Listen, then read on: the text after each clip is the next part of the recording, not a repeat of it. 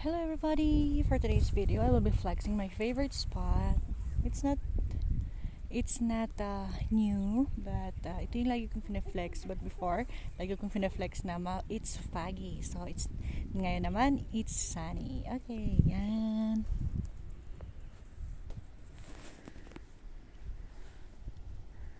Parang walang nagdaang bagyo. Yung feeling na parang ang lakas-lakas ng init. Parang walang nagdaang bagyo. Pero kung titignan yung mga pananim, grabe yung nalanta. Yan, lantang-lanta po ang mga yan kasi for almost 2 weeks na babad sa tubig. And then kahapon lang pong uminit talaga. Talagang Sunday. Hanggang ngayon. Hindi na po umulan kagabi. Grabe guys. Ang ganda ng tanawin, lalo na pag green ang mga yan. Super nice. And of course, dahil ngayon lang uminit, labada is real. Yan, kahit saang bahay yung makikita natin, kahit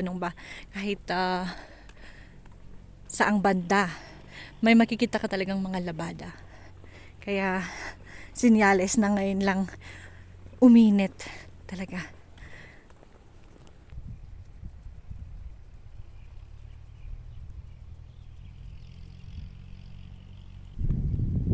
Oh ha, 'di ba?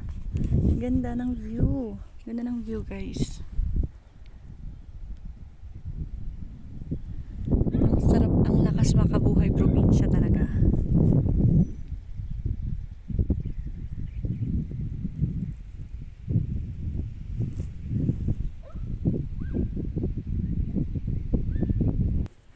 Oh, 'di ba, guys? Time to bring out your laundress. Laundry time.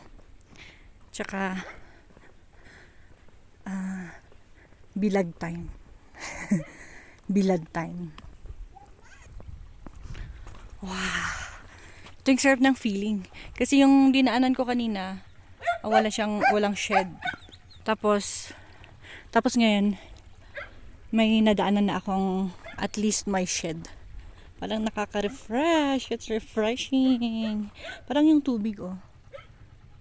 Yung dumadaloy na tubig dyan. Hindi ko alam kung nakikita nyo, pero ano yan, malinis. Parang sarap maging maliit para lumangoy dyan.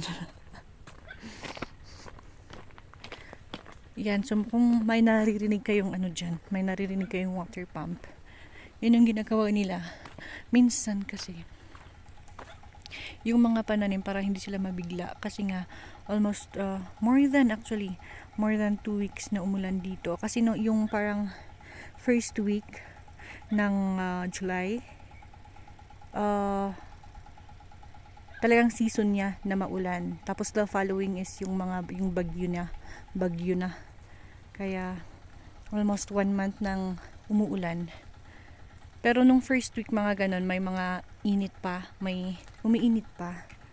Pero nung following week na, second, third week, hanggang nung fourth, katapusan, naku, grabe.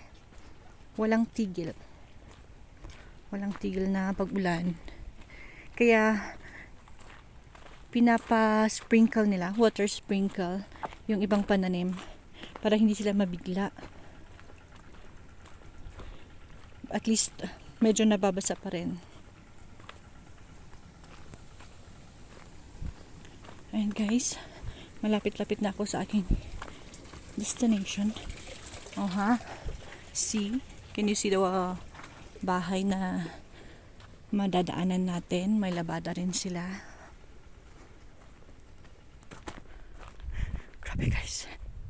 Grabe guys. Kailangan kong ay grabe. Medyo nagpahinga muna ako dito may silong. Kasi ang init.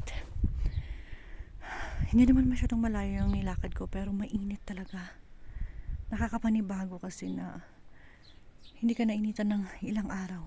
Tapos hindi ka pa nagtrabaho sa garden kaya parang hindi nasanay na yung katawan sa hindi na-exercise. Kaya parang, ay, naglakad lang ng konti, parang napagod na.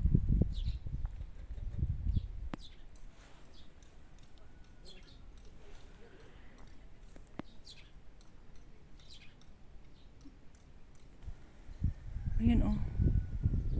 Labada pa more.